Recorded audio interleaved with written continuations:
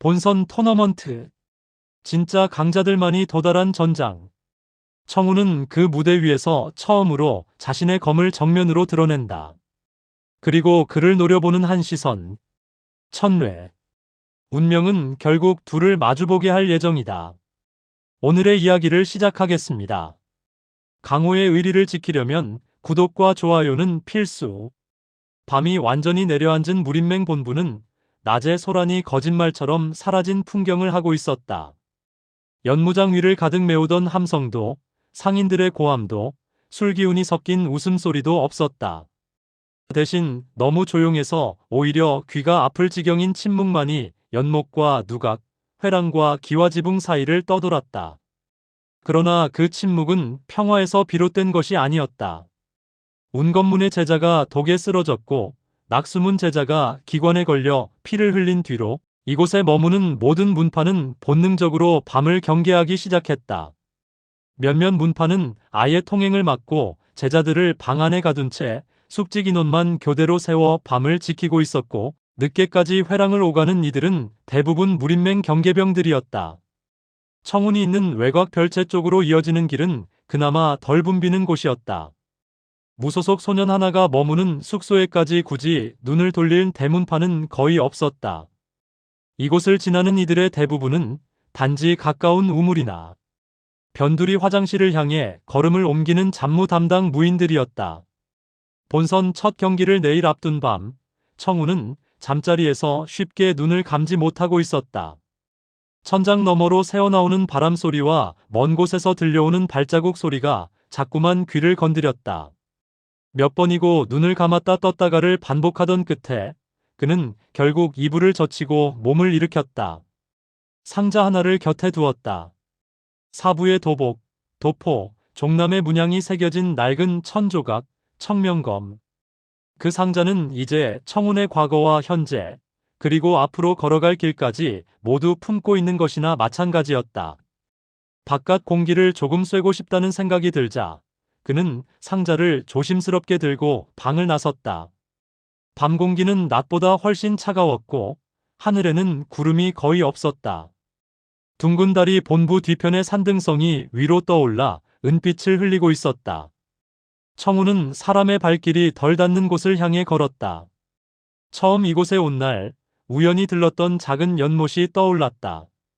본부 뒤편 기와담을 돌아난 작은 길 끝, 자그마한 돌계단 하나 내려가면 나오는 곳.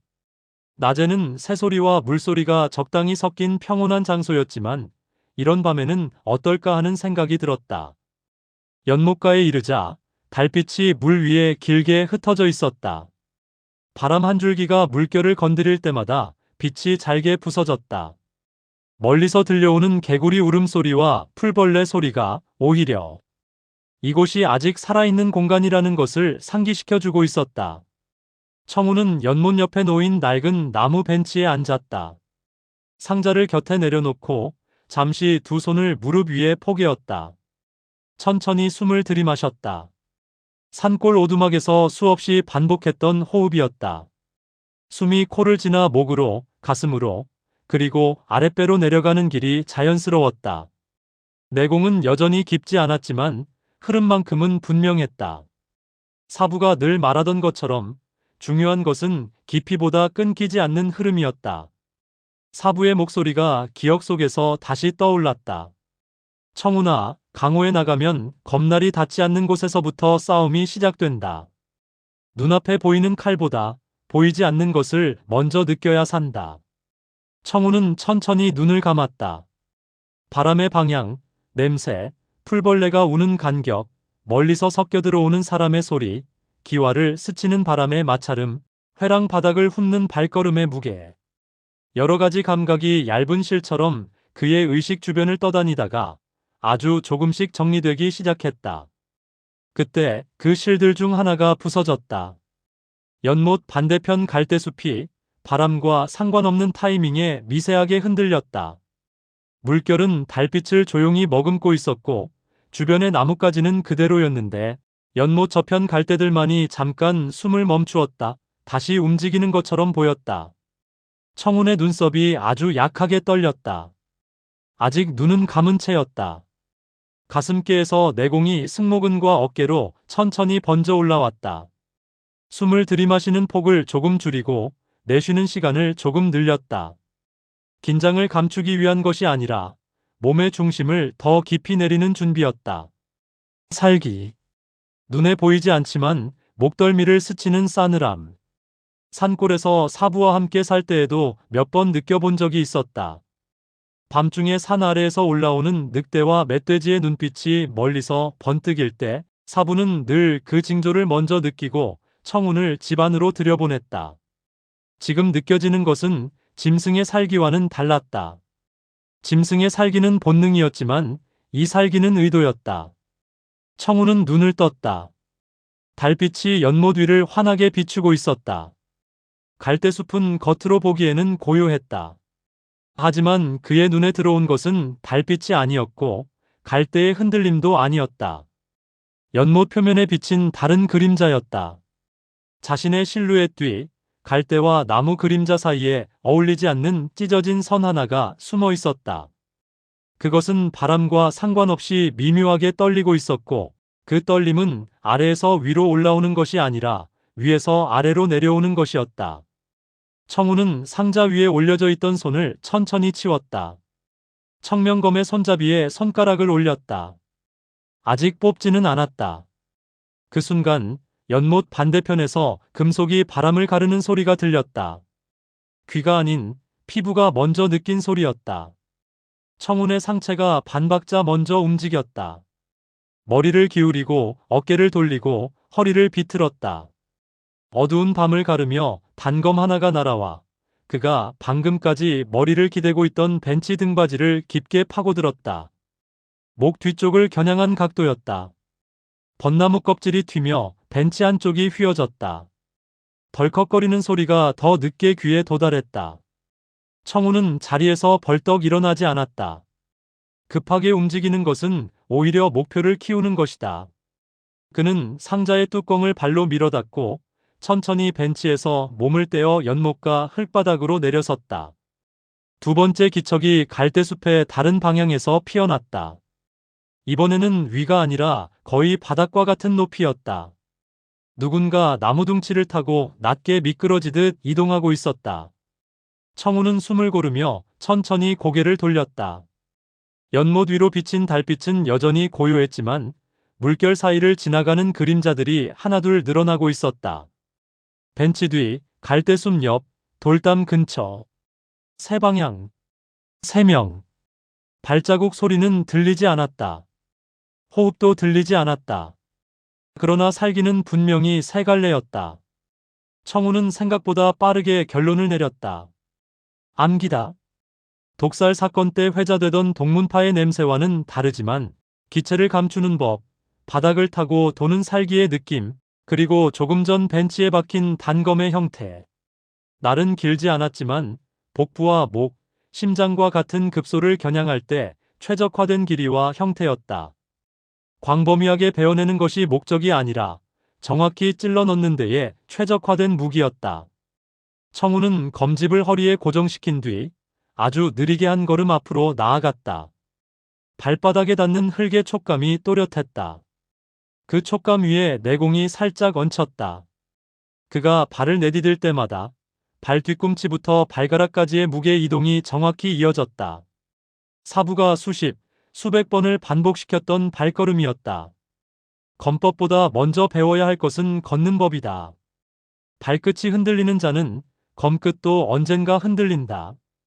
갈대 사이 어딘가에서 작은 숨소리 하나가 흐릿하게 새어나왔다. 누군가가 타이밍을 재고 있었다. 청운의 오른손이 마침내 검집 끝을 살짝 돌렸다. 검이 조금 뽑히고 검신 일부가 달빛을 받았다. 그 순간 검 안에 오래도록 숨어있던 맑은 기운이 아주 희미하게 손으로 번져왔다. 청운은 그 감각을 놓치지 않고 붙들었다. 청명검의 주인은 원래 종남 청객이었다. 전장을 누비며 천하 36검과 종남의 검법을 끝까지 지켜낸 무인. 검은 아직 온전히 새 주인을 인정하지 않았지만 검과 그의 내공은 이미 어느 정도 서로의 존재를 알고 있었다. 연못 위의 공기가 갑자기 묵직해졌다. 세 갈래로 나뉘어 있던 살기가 하나의 원 안으로 좁혀지는 느낌이었다. 공격이 들어왔다. 첫 번째는 위. 갈대 위를 탄 누군가가 나뭇가지를 밟고 몸을 던졌다. 달빛이 등에 닿기도 전에 그의 손에서 수십 개의 가는 바늘이 흩어졌다. 어깨, 목, 눈, 손등, 허벅지를 향해 빗발치듯 쏟아지는 각도였다. 두 번째는 정면. 돌담 옆에 붙어있던 또 다른 그림자가 땅을 밀어 몸을 낮게 날렸다. 팔꿈치를 몸에 붙이고 단검을 가슴께에 붙인 채 튕겨 나오듯 뛰어들었다. 정면에서 허리 아래를 베어 넘어뜨린 뒤 나머지가 마무리할 계획이었다.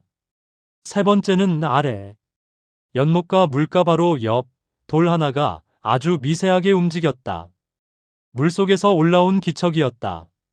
누군가는 먼저 물속에 몸을 숨겼다가 상대가 위와 정면의 공격에 대응하는 찰나를 노리고 다리와 발목을 노릴 준비를 하고 있었다. 청운의 눈동자가 세 곳을 순식간에 훑었다. 바늘, 단검, 발목. 그의 몸은 이미 반응을 시작하고 있었다. 머리로 계산하기 전에 몸이 먼저 움직이는 순간이었다. 그는 왼발을 기준으로 삼아 몸을 오른쪽으로 틀었다. 어깨가 움직이고 허리가 따라 돌았다. 그 움직임에 맞춰 검집이 다리를 스치는 각도로 돌아나갔다. 청운의 손이 검을 뽑았다. 흔히 강호에서 보는 화려한 발검술과는 거리가 먼 동작이었다. 검이 튀어나오는 길은 짧았고 소리도 거의 나지 않았다. 그러나 그 짧은 순간 검신을 타고 맑은 기운이 번개처럼 흐르며 그의 팔까지 파고들었다. 청명검이 달빛 아래에서 한 번 울었다. 첫 번째로 위에서 떨어지는 바늘들이 검신과 닿았다. 청우는 검을 크게 휘두르지 않았다. 그저 자기 몸 앞에 세우는 듯한 움직임으로 검을 올렸을 뿐이었다. 그러나 그 짧은 거리 안에 수련으로 쌓아온 모든 집중력이 들어있었다. 바늘 몇 개가 검신에 맞고 튕겨나갔다. 몇 개는 검을 비켜 지나가 그의 어깨와 머리 주변을 스쳐갔다. 그중 하나는 귀 쪽을 스치며 아주 얕게 살을 긁었다. 따끔한 통증과 함께 뜨거운 감각이 순간적으로 지나갔다. 청우는 그 감각마저 몸에 새겼다. 두 번째 공격, 정면의 단검이 그 틈을 노리고 파고들었다. 돌담 옆에서 튕겨나간 암살자의 몸은 낮고 빠르게 미끄러졌다. 단검은 빛을 거의 반사하지 않을 만큼 검게 칠해져 있었다. 일반적인 검수들의 눈에는 보이지도 않을 각도였다. 청우는 몸을 더 낮추며 한 걸음 안으로 파고들었다. 적이 들어오는 방향으로 오히려 맞붙어 들어갔다. 상대의 예상과 정반대의 움직임이었다. 암살자는 보통 사람처럼 뒤로 물러나거나 옆으로 피할 것이라 여겼다. 그래야 단검의 궤적이 상대의 가슴과 복부를 그어낼 수 있기 때문이다. 그러나 청우는 사부에게서 수없이 들었던 말을 기억해냈다. 가까이 들어오는 놈일수록 한 발 더 안으로 들어가라. 멀리서 칼날을 피하려 들면 언젠가 모서리에 찍힌다. 그는 적과 어깨가 부딪힐 만큼 가까운 거리로 몸을 들이밀었다. 검은 옆으로 비켜나갔다. 단검의 궤적이 빗나갔다. 청운의 왼손이 자유로웠다. 그 손이 상대의 손목을 움켜쥐었다. 손목뼈에 닿는 감각이 또렷했다. 피부 아래로 도는 얕은 기운도 느껴졌다. 상대는 순수한 내공보다는 기술과 민첩에 치중한 자였다. 청우는 손목을 비틀었다. 그와 동시에 검이 짧게 움직였다. 천하 36검의 첫 셀을 조금 변형한 백이었다. 한 번의 선. 살을 깊게 파고들지 않고 천만큼만 베어내는 선. 단검이 손을 떠나 땅으로 떨어졌다. 적의 소매가 찢어지며 팔뚝에 얕은 상처 하나가 생겼다. 피가 튀지는 않았고 단지 천이 찢어지는 소리와 함께 적의 균형이 흐트러졌다. 그런데 바로 그때 연못가 아래에서 기다리던 세 번째 살기가 움직였다. 물속에서 튕겨 오르듯 누군가의 몸이 수면을 가르고 올라왔다. 그의 손에는 줄이 연결된 작은 갈고리가 쥐어져 있었다. 목이나 발을 감아 당기는 데 사용하는 도구였다. 갈고리가 청운의 발목을 향해 휘둘러졌다. 물방울이 달빛을 머금고 흩어졌다. 청운은 왼발을 땅에서 떼지 않았다. 대신 오른발을 살짝 들어 그대로 내려찍듯이 갈고리 위에 밟아 올렸다. 발바닥과 쇠붙이가 부딪히는 순간 둔한 소리가 났다. 내공이 실린 무게가 쇠를 밟아 눌렀다. 갈고리를 쥔 자의 손목이 꺾일 듯 뒤틀렸다. 청우는 몸을 비틀어 손에 쥔 검으로 물 위에서 올라오는 그림자의 손등을 살짝 스쳤다. 피가 허공에 맺혔다가 다시 물속으로 떨어졌다. 이번에도 깊게 베지 않았다. 그러나 이 정도면 적들에게 충분한 신호였다. 이 상대는 쉽게 잡을 수 있는 사냥감이 아니었다. 갈대순 너머에서 아주 짧은 휘파람 소리가 났다. 합의된 신호였다. 상처를 입은 그림자 둘이 동시에 몸을 뺐다. 한 명은 물속으로 다시 몸을 숨겼고 다른 한 명은 갈대와 나무 사이를 타고 달빛에서 멀어졌다. 청운의 손목을 잠시 붙잡혔던 첫 암살자 역시 무리하게 단검을 줍지 않고 뒤로 튀어올라 숲을 속으로 사라졌다. 청운은 그들을 무리하게 추격하지 않았다. 밤의 어둠은 그들 쪽에 더 많은 이점을 제공했다. 게다가 이곳은 무린맹 본부였다. 함부로 쫓아가다 보면 자신이 역으로 함정에 빠지는 상황도 충분히 있을 수 있었다. 그는 검을 든 채 연못가 한가운데에 서 있었다. 숨이 조금 가빴지만 심장은 통제 가능한 범위 안에 있었다. 내공은 격하게 소모되지 않았고 근육의 떨림도 생각보다 적었다. 귀 옆에서 아직도 따끔거리는 고통이 느껴졌다. 아까 스쳐 지나간 바늘이 살을 얕게 긁은 탓이었다. 손등을 가져가 만져보니 아주 얇게 피가 배어 있었다. 피냄새가 공기 중에 섞였다. 그러나 그 냄새를 맡고 몰려오는 짐승은 이 근처에 없었다. 대신 조금 늦게 도착한 다른 기척들이 서서히 다가오고 있었다. 회랑 쪽에서 무린맹 경계병들의 발소리가 들렸다. 그 뒤로 기척을 최대한 감추려 애쓰고 있음에도 숨길 수 없는 내공의 흐름 하나가 느껴졌다. 단단하고 묵직한 기운, 오래 수련한 정파 무인의 것. 청우는 검을 천천히 검집에 꽂았다. 칼날이 검집 속으로 들어갈 때 청명검의 청명한 기운도 다시 가라앉았다. 잠시 후 연못으로 내려오는 돌계단 위에 무린맹 경계병 둘이 모습을 드러냈다. 그들의 눈은 벤치에 박힌 단검과 땅에 흩어진 바늘들, 갈대에 남은 미세한 흔적들을 재빨리 훑었다.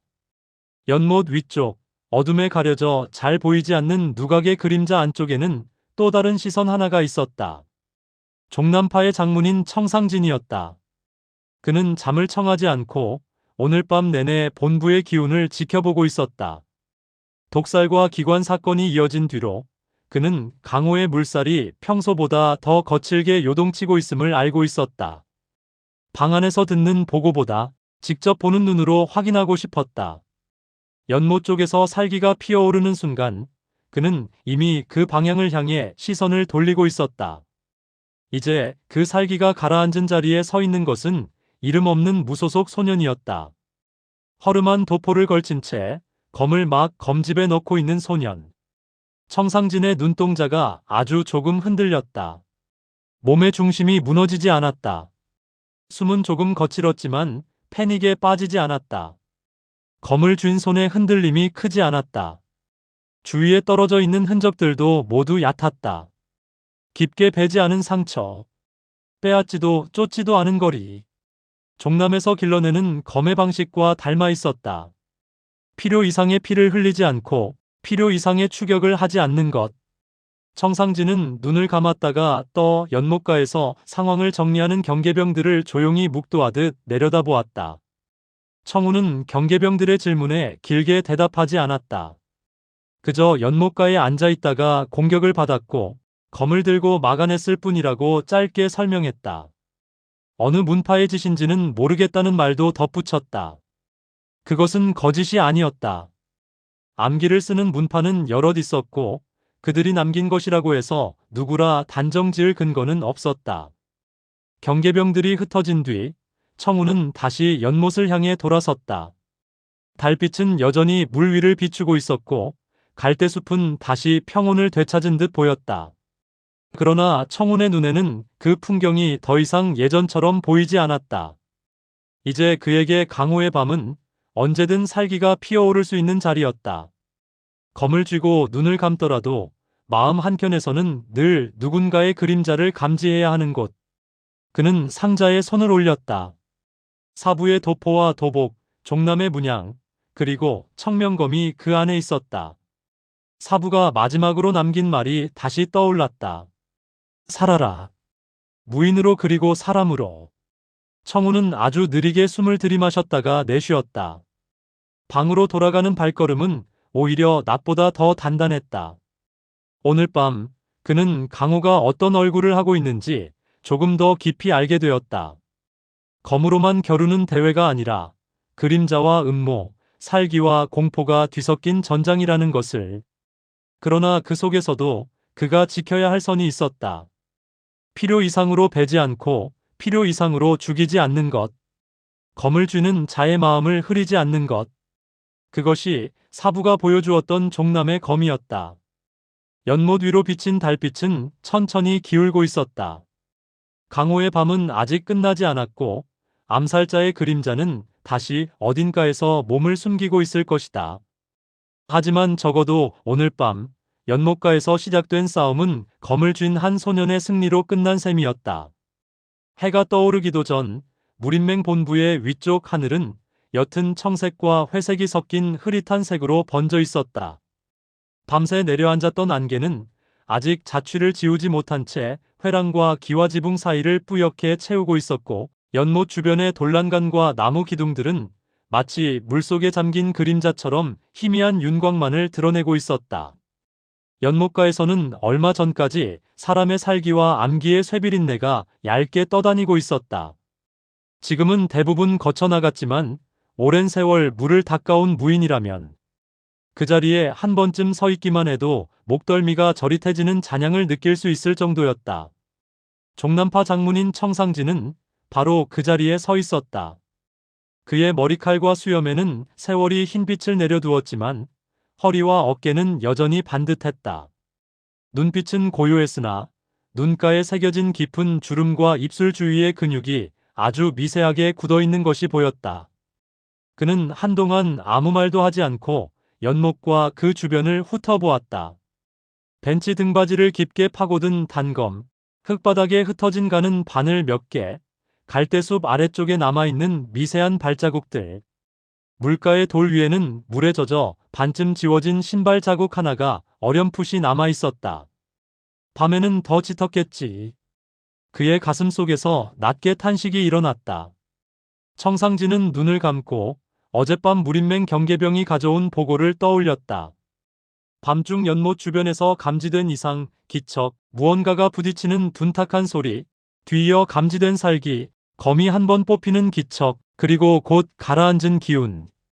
보고를 들었을 때부터 그는 이미 알고 있었다. 이곳에 서게 될 것이라는 사실을. 강호의 머리 위에서 벌어지는 대회에서조차 암살의 손길을 두려워해야 하는 시대가 되었느냐. 그의 독백은 누군가를 향한 욕설이 아니라 오랜 세월 강호를 지켜보아온 사람의 깊은 허탈이었다. 종남파는 구파일방의 이름을 올리지 못한 중견 문파에 불과했다. 그러나 그들의 검은 정면을 향해만 나아갔고 그들의 이름은 적어도 속임수와 뒤통수와는 어울리지 않는 무게를 지니고 있었다. 종남의 장문인이 지금 바로 눈앞에서 자신의 문파와 깊은 연을 맺은 소년이 암살의 대상이 되었다는 사실을 마주하고 있었다. 청운이라. 조용히 이름을 내뱉는 순간 가슴 한쪽이 묵직하게 울렸다. 산골에서 우연히 흘러들어온 무명의 소년, 기억을 잃은 무인의 수하에서 10년을 수련해온 아이, 예선에서 단공석에 검을 꽂으며 이름도 문파도 밝히지 못한 채 종남의 검을 보여준 사내 아이는 두려워했다. 그 흔적을 누군가는 없애고 싶어 했다. 청상진은 천천히 눈을 떴다. 안개 사이로 누군가의 발걸음 소리가 다가오는 것이 보였다. 청운이었다. 밤새 제대로 쉬지 못한 얼굴이었음에도 걸음은 흔들리지 않았다. 상자의 끈을 어깨에 걸친 자세도 평소와 다름없었다. 몸 안 어딘가가 피로와 통증을 호소하고 있을 텐데도 어깨는 곧게 펴져 있었다. 청상진은 말을 먼저 건네지 않았다.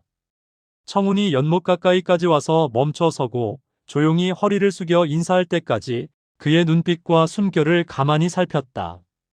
장문희님. 청운의 목소리는 낮고 공손했다.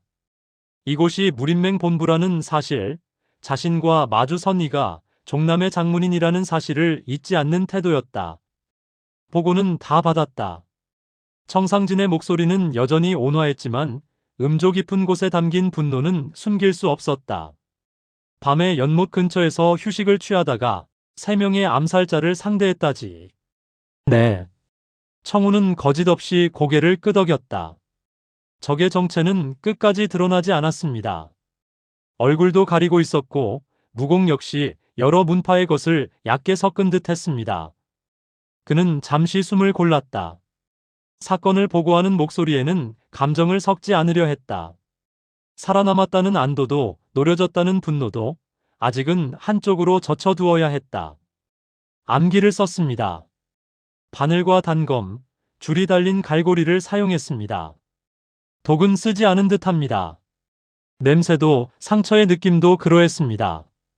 목숨을 빼앗기보다는 움직이지 못하게 만들려는 의도에 가까웠습니다. 청상진은 눈썹을 미세하게 좁혔다. 목숨을 끊을 기회는 분명히 있었다. 연못가에서 혼자 앉아있는 소년에게 세 방향에서 동시에 살기를 들이운다면 암살자라면 충분히 한 번에 끝낼 수 있는 상황이었다. 그럼에도 불구하고 상대는 거리를 재었고 심장과 목보다 팔과 다리, 어깨와 손목을 우선 노렸다. 대회 출전을 막으려는 의도가 더 컸다는 말이로군. 청상진의 말은 사실을 정리하는 데 그치지 않았다. 그는 이미 머릿속으로 여러 개의 선을 그리고 있었다. 목숨을 빼앗는 것은 손에 피를 묻히는 것이다. 피를 묻히지 않은 채 상대를 쓰러뜨리는 것이 음지에서 손을 쓰는 자들이 가장 먼저 택하는 길이지. 청우는 고개를 숙인 채 입술을 굳게 다물었다. 자신이 이 대회의 무대에 서지 못한다면 누군가가 그 빈자리를 가져갈 터였다. 그 빈자리가 누군지, 어떤 문파인지 지금 이 순간 여기서 쉽게 단정지어 말할 수는 없었다. 그러나 최소한 하나만큼은 분명했다. 자신이 누군가에게 겁을 주고 있다는 것, 누군가는 자신의 검이 펼쳐질 것을 두려워한다는 것. 청상진은 청운의 옆모습을 한동안 바라보았다. 소년의 눈빛에는 아직 어린 티가 남아 있었지만 그 안쪽에서 불길처럼 일렁이는 결의는 웬만한 장년 무인보다도 더 단단해 보였다.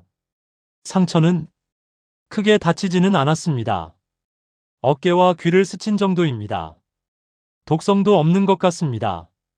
청우는 담담히 대답했지만 귀 옆에 남은 붉은 선 하나는 그 밤의 살기와 싸움을 여전히 말해주고 있었다.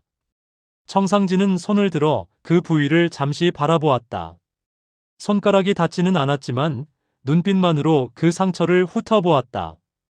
소리내어 말을 하지는 않았지만 그의 마음속에서는 살기가 가늘게 떠올랐다. 내게 칼끝을 들이댄 자는 단지 너 하나만을 겨냥한 것이 아니다. 그는 낮게 말했다. 종남의 검과 종남 청객이 남긴 길, 그리고 그 길을 잇는 자를 향해 칼을 든 것이다. 종남 청객이라는 이름이 나오는 순간 청운의 가슴께가 크게 떨렸다. 사부가 기억하지 못했던 이름, 사부의 도포에 새겨져 있던 문양, 마지막 순간까지 품에 안고 있었던 종남의 상징. 청운은 사부의 얼굴을 떠올렸다. 흰 천 아래에 조용히 누워있던 모습, 가슴 위에 얹힌 두 손, 그 손 위에 놓아두었던 종남의 문양. 저는 목소리가 순간 메말랐지만 그는 겨우 말을 이었다. 그 이름을 지키고 싶습니다. 사부님이 누구셨는지도 정확히 어디까지 어떤 사람으로 살았는지도 알지 못하지만 그분이 종남의 검을 지키려 했다는 것만은 분명합니다. 그럼 저는... 청상진은 그의 말을 끝까지 듣게 두었다. 도중에 끊지 않았다. 저는 그 검을 부끄럽지 않게 사용하고 싶습니다. 누군가 그걸 두려워한다 해서 이 자리에서 물러나고 싶지 않습니다. 청상의 눈빛이 아주 조금 부드러워졌다. 무인의 길은 스스로 걷는 것이다. 누군가의 강요나 명령으로만 걷는 길은 언젠가 한 번은 무너져 버린다. 청운의 눈빛에는 아직 서툰 부분이 많았지만 최소한 자신의 검으로 스스로 걸어가겠다는 의지만큼은 확실했다. 그래서 더 분노하는 것이다. 청상진은 마음속으로 말했다. 네가 내 발로 걸어가려는 길을 어디선가히 몰래 잘라내려 했으니. 그때 뒤쪽 회랑에서 빠르게 다가오는 발자국 소리가 들렸다. 도포 끝이 흔들리는 소리, 경계를 지키는 병사들의 무거운 걸음과는 다른 어딘가 날카롭고 불안한 기운이 섞인 발걸음. 종남파의 일대 제자 최상좌 유천강이었다. 그의 뒤에는 2대 제자 둘이 서둘러 따라붙고 있었다. 눈빛에는 긴장과 불안이 얽혀 있었고 청운을 보는 순간 그 불안은 순간적으로 적대감으로 바뀌었다. 유천강은 청상진 앞에 서자마자 허리를 깊이 숙여 예를 갖추었다. 그러나 이마를 숙인 채 다문 입술은 굳게 경직되어 있었다. 장문인, 밤사이 있었던 일을 들었습니다. 그의 목소리는 지나치게 크게 울렸다. 주변에 있던 몇몇 문파 제자들의 시선이 이쪽으로 슬쩍 돌아왔다. 이것은 분명히 우리 종남과 장문희님의 안목을 우습게 보는 자들의 짓입니다. 사전에 강하게 경고하지 않으면 대회가 끝날 때까지 이런 일이 반복될지도 모릅니다. 청상진은 그 말 자체에는 틀린 부분이 없다는 것을 알고 있었다. 그러나 유천강의 말에서 묻어나오는 것은 분노만이 아니었다. 조급함, 그리고 알 수 없는 방어적 억울함. 마치 누군가 자신을 의심할까 두려워 미리 소리를 높이는 사람처럼 유천강의 말투에는 앞서 나가는 기색이 지나치게 짙었다. 천강아. 청상진은 담담히 그를 불렀다. 내 말도 일리는 있다. 그러나 경고와 단죄는 누구에게나 같은 무게로 행해져야 한다. 그는 연못가를 둘러보았다. 지금 이 자리에서 소리만 높인다고 해서 누가 범인인지 저절로 드러나는 법은 없다. 유천강의 입가가 순간적으로 일그러졌다. 그러나 그는 금세 표정을 감추고 다시 태어난 얼굴을 만들었다. 그렇지만 장문인. 그는 청운 쪽으로 잠깐 눈을 돌렸다가 다시 청상진을 향해 말을 이었다. 이 아이가 누군가의 표적이 되는 순간 우리 종남의 이름도 함께 도마 위에 올랐습니다. 대사형의 흔적을 이어받았다는 말이 벌써 강호에 퍼졌으니 그를 해하려는 손길은 앞으로 더 늘어날 것입니다. 저는 그 점이 두렵습니다. 말은 그럴듯했다. 그러나 끝부분에서 실수처럼 섞인 진심이 드러나고 말았다. 두렵다. 무엇이 두려운가? 청운에게 향하는 칼날이 두려운가? 아니면 청운이 종남의 검을 완성해 자신이 서 있는 자리를 위협하게 될 것이 두려운가? 청상진은 그 질문을 지금 당장 입 밖으로 꺼내지 않았다. 문파의 기틀을 세우는 사람이라면 어떤 말은 때와 장소를 가려 해야 한다는 것을 알고 있었다. 이 일은 내가 무림맹과 함께 조사하겠다. 청상진의 목소리가 돌바닥을 울렸다. 연못 주변의 흔적, 사용된 암기, 이동 경로, 그리고 어느 숙소에서 누가 어디로 움직였는지. 무림맹의 법도 안에서 정당하게 따질 것이다. 유천강의 얼굴이 잠시 굳어졌다. 무림맹과 함께하는 조사. 즉, 종남만의 내부 조사로 끝내지 않겠다는 선언이었다. 문파 내부의 흐릿한 흔적들이 함께 드러날 수도 있다는 뜻이기도 했다. 천강아. 청상진은 조금 목소리를 낮췄다. 너는 오늘부터 제자들의 수련을 다시 점검해라. 검노가 흐트러진 자가 없는지, 내공이 부당하게 치우친 자가 없는지, 마음이 너무 앞서 몸을 끌고 가는 자가 없는지. 그 말은 단순한 지시가 아니었다. 종남의 최고 제자에게 너 자신부터 돌아보라고 말하는 것이기도 했다. 유천강은 입술을 한번 굳게 물었다. 알겠습니다. 그는 더 말을 잇지 못했고 뒤따라온 이대 제자들과 함께 물러났다. 그들의 등이 회랑 모퉁이를 돌아 사라질 때까지 청상진의 눈빛은 그곳을 떠나지 않았다. 청우는 그 옆에서 묵묵히 서 있었다. 유천강의 눈빛에 담긴 감정을 읽었지만 입을 열지 않았다. 그는 이미 알고 있었다. 이제부터 자신이 걷게 될 길 위에는 강호의 적뿐 아니라 같은 문파 안에서조차 자신을 곱지 않은 시선으로 바라보는 사람들이 생길 것이라는 사실을. 청운. 청상진이 다시 그의 이름을 불렀다. 내가 예선에서 보여준 검로는 어느 누구도 쉽게 무시할 수 없는 검이었다. 청운의 손이 무의식 중에 검집을 가볍게 쥐었다. 그리고 어젯밤 암살자를 맞아 싸우는 네 움직임도 나는 보았다. 그 말에 청운의 눈동자가 미세하게 흔들렸다. 장문인께서 어젯밤을 무림맹의 하늘 아래에서 무슨 기척이 일어나고 사라지는지 모른다면 어찌 장문인이라 부르겠느냐. 청상진의 입가에 잠시 씁쓸한 웃음이 스쳤다. 내가 검을 뽑는 모습, 불필요한 살상을 피하며도 위협을 끊어낸 선, 쫓지 않고 지키는 데 그친 마지막 한 걸음. 그 모두가 대사형과 닮아 있었다. 청운의 가슴께에서 뜨거운 것이 올라왔다. 사부의 검로가 자신의 몸 안에서 살아있다는 말을 남의 입으로 듣게 되는 순간이었다. 그러나 한 가지는 달랐다. 청상진은 덧붙였다. 대사형의 검은 언제나 앞만 보고 나아갔다. 그렇기에 언젠가 뒤에서 날아온 칼날을 맞아야 했지. 천마대전. 종남청객이라는 이름이 사라졌던 그 전장. 청우는 자신이 듣지 못했던 이야기의 자락을 어렴풋이 느꼈다. 너는 어젯밤 앞에 칼날뿐 아니라 뒤에서 오는 살기도 동시에 느꼈다. 청상진은 그의 눈을 똑바로 바라보았다. 그것이 내 검이다. 앞만 보는 검이 아니라 앞과 뒤를 함께 살피는 검. 그렇기에 나는 내가 이 대회에 끝까지 서 있기를 바란다. 연못 위로 떠오르던 안개가 조금씩 옅어지고 있었다. 멀리서 북소리가 들려왔다. 예선 2일차의 시작을 알리는 북소리였다. 각 문파의 제자들이 하나둘씩 연무장으로 향하기 시작할 터였다. 청상진은 마지막으로 연못을 바라보았다. 오늘 하루 이 일은 입에 올리지 마라. 그의 목소리는 굳건했다. 누가 너를 노렸는지, 누가 두려워했는지, 누가 어리석었는지는 곧 칼날 위에서 드러나게 되어 있다. 청우는 깊이 허리를 숙였다. 명심하겠습니다. 그는 상자의 끈을 어깨에 더 단단히 둘러맸다. 사부의 도포와 종남의 문양, 그리고 청명검이 담긴 상자. 연무장을 향해 걸음을 옮기면서 청우는 느낄 수 있었다. 한때 산골의 작은 오두막에서 목검을 들고 화곡만을 베던 소년이던 자신이 지금은 강호의 중심으로 한 발을 내딛고 있다는 사실을.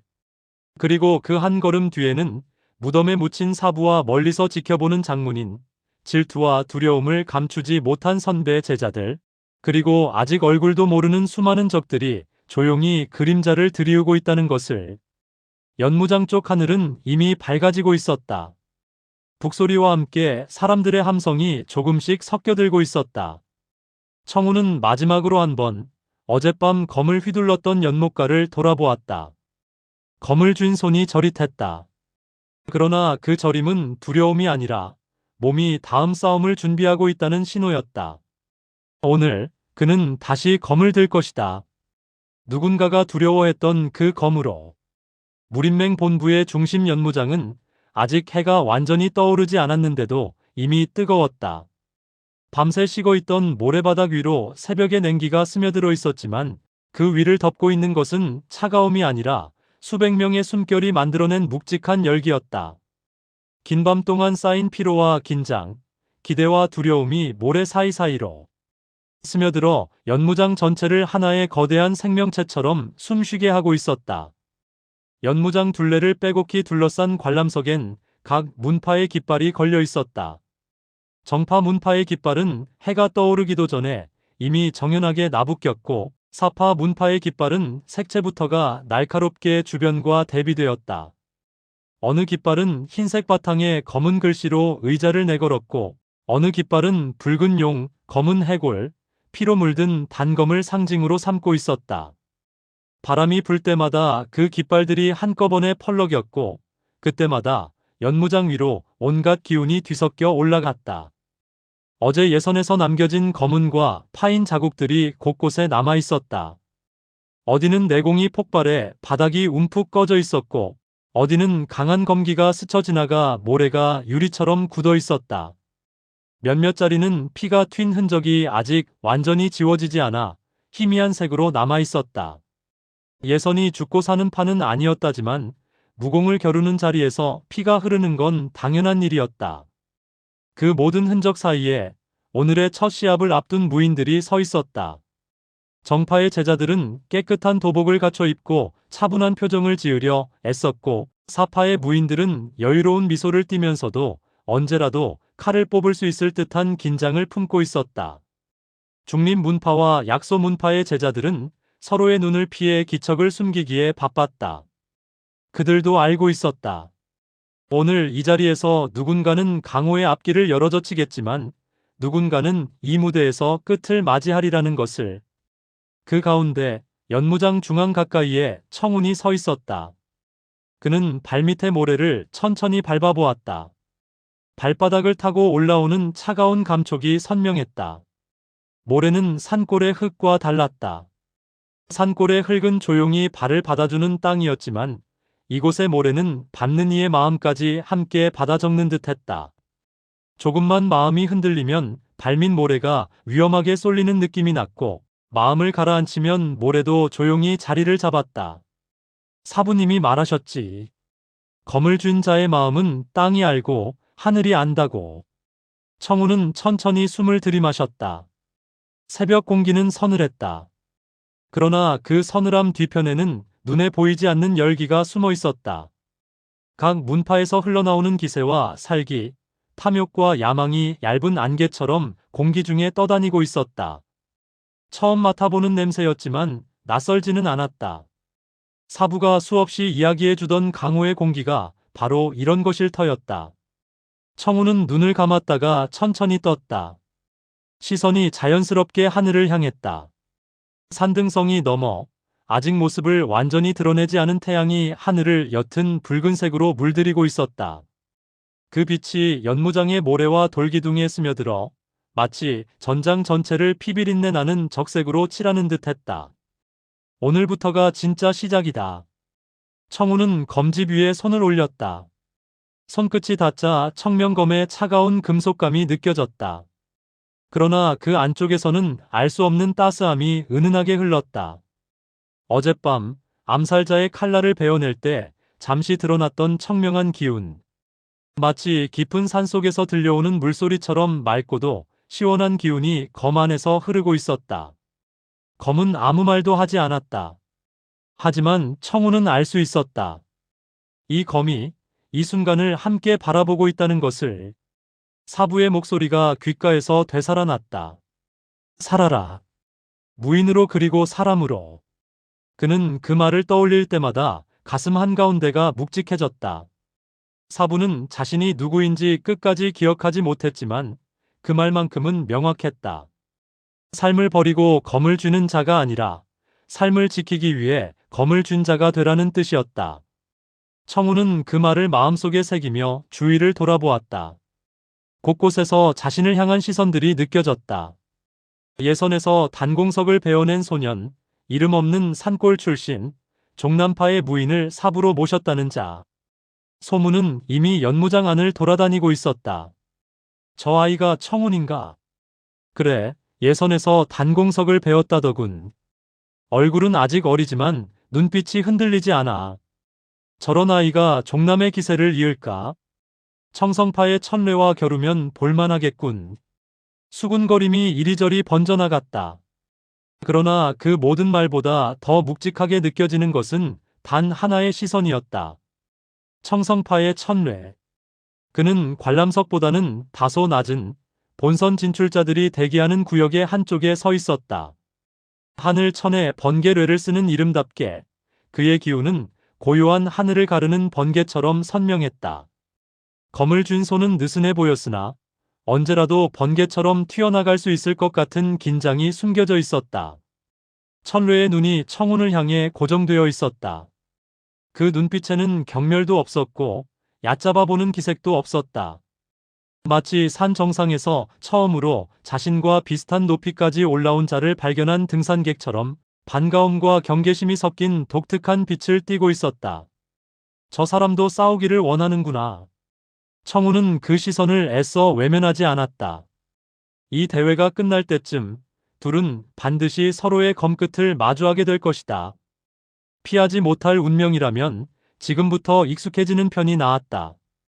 그때 연무장 한쪽에서 낮고 묵직한 북소리가 울렸다. 쿵!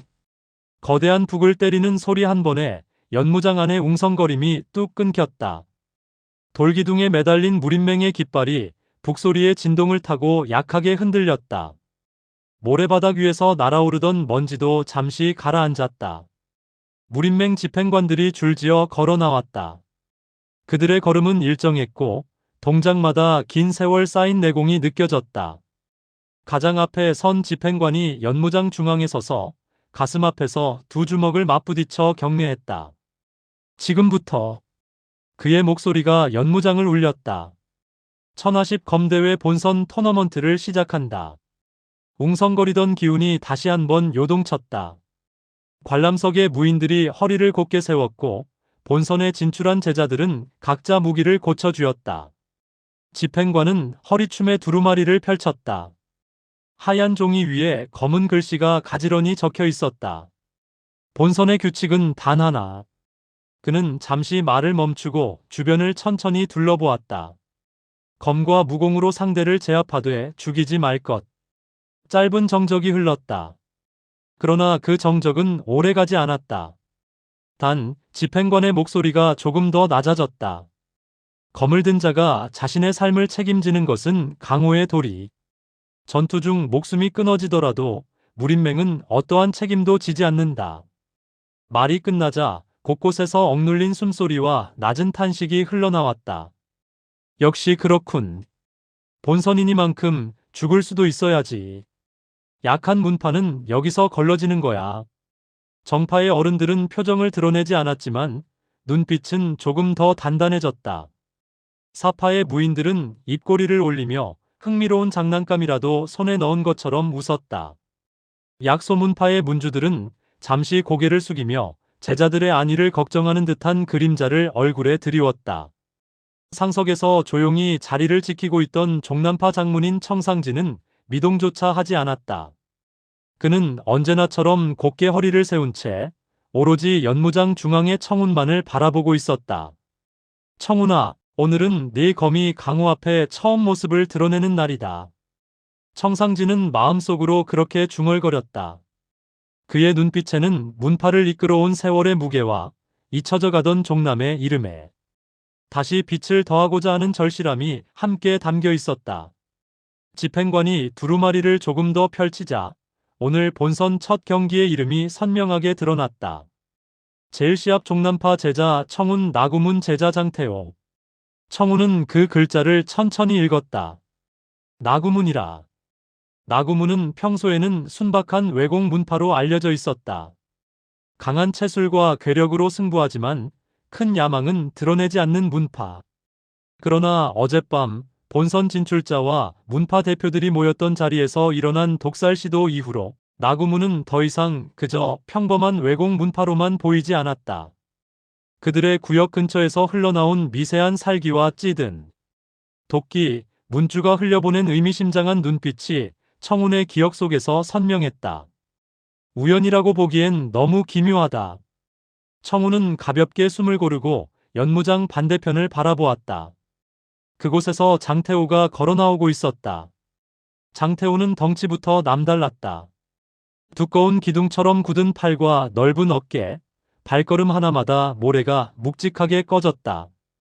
그의 피부는 햇볕에 그을려 짙은 색을 띠고 있었고 손등에는 오래된 굳은 살과 흉터가 겹겹이 쌓여 있었다.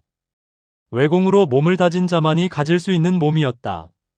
그러나 청운이 눈길을 멈춘 곳은 그의 육체가 아니라 눈이었다. 장태호의 눈은 생각보다 조용했다. 광기를 숨기고 있는 것도 아니고 살기가 넘치는 것도 아니었다. 그 안에는 단 하나의 감정이 있었다. 짐. 마치 짊어지지 않으면 안 되는 무언가를 떨어뜨리지 않기 위해 끝없이 앞으로 걸어가는 자의 눈이었다. 이 사람도 누군가를 위해 여기까지 온 걸까? 청운의 가슴이 잠시 묵직해졌다. 사부를 잃고 처음 강호에 나선 자신처럼 장태호 역시 자신의 등을 떠민 어떤 이유가 있을지도 모른다. 장태호는 청운 앞에서 걸음을 멈췄다. 잠시 숨을 고르더니 입술을 꾹 다문 채 한 번 더 숨을 내쉬었다. 그는 청운의 눈을 곱게 바라보았다. 난. 처음 내뱉은 목소리는 거칠었다. 그는 스스로를 다잡듯 다시 입술을 깨물고 한 번 더 말했다. 난 너를 원망하지 않는다. 청운의 눈이 아주 조금 흔들렸다. 원망이라니 무슨 말인가. 그와 나구문 사이에 원한은 없었다. 그러나 장태호는 더 이상 설명하지 않았다. 하지만 오늘 나는 이겨야 한다. 그 말은 대단한 기세를 담고 있지도 않았고 호언장담처럼 울리지도 않았다. 그저 자신에게 걸린 약속을 확인하는 사람처럼 담담하게 내뱉은 말이었다. 청우는 대답하지 않았다. 질문을 던지는 것도 이유를 묻는 것도 무의미했다. 검을 들고 서 있는 자들은 누구나 각자의 이유를 품고 있다. 강호라는 곳은 그 이유를 서로에게 설명하는 자리가 아니라 검으로 증명하는 자리였다.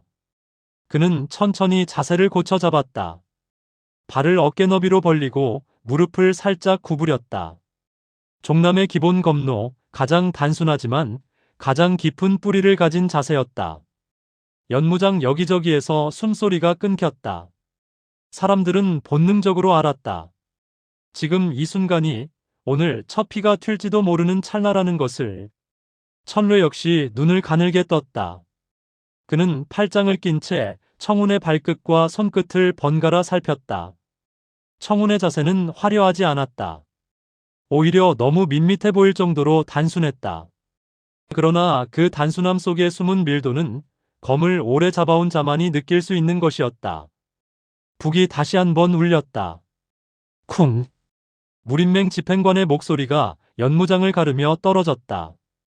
제1시 앞 종남파 청운과 나구문 장태호의 대결을 시작하라.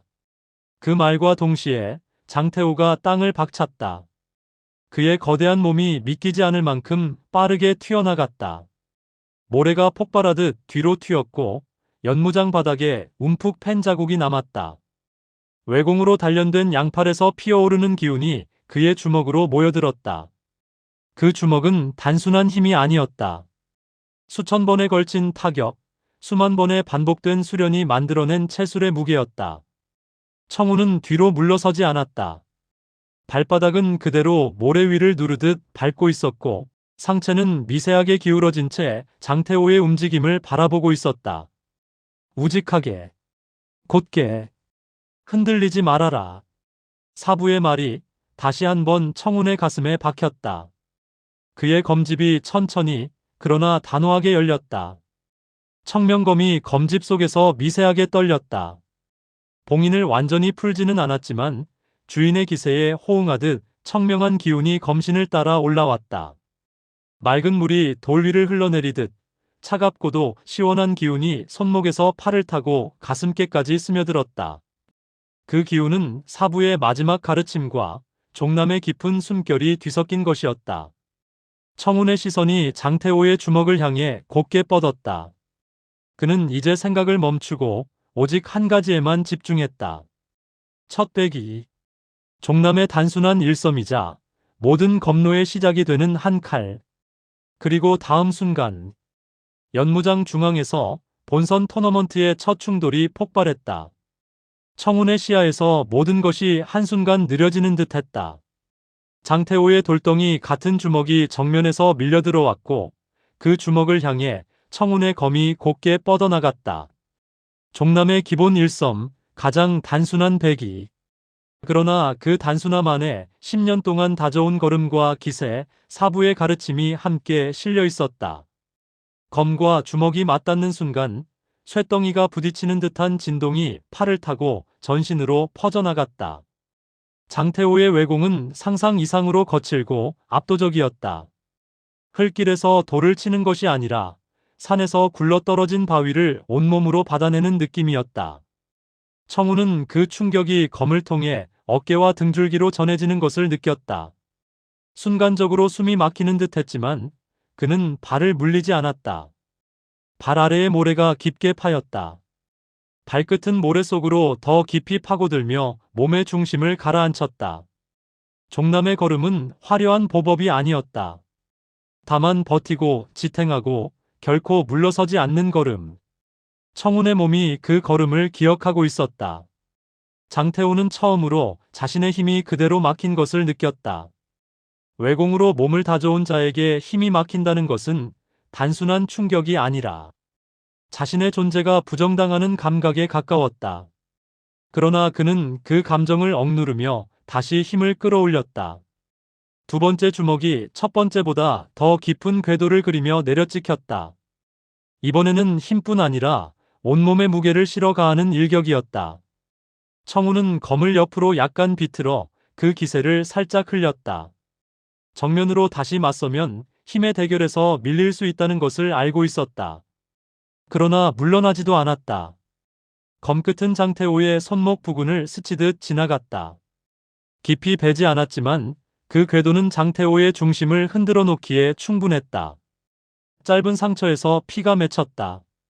장태호는 그 피를 보며 이를 악물었다. 자신의 몸에서 흘러나온 피는 처음이 아니었다. 수련 중 늘 다쳤고 싸움에서 피를 보는 건 기본이었다. 하지만 오늘 흘린 피는 의미가 달랐다. 이 피의 무게만큼 자신이 지고 있는 짐이 흔들리는 느낌이 들었기 때문이다. 청우는 숨을 고르며 장태호의 눈빛을 바라보았다. 거기에는 단순한 승부욕이 아니라 물러설 수 없는 사람의 절박함이 서려 있었다. 이겨야 한다는 말이 단순히 자존심이 아닌 누군가를 위해서일지도 모른다는 생각이 스쳤다.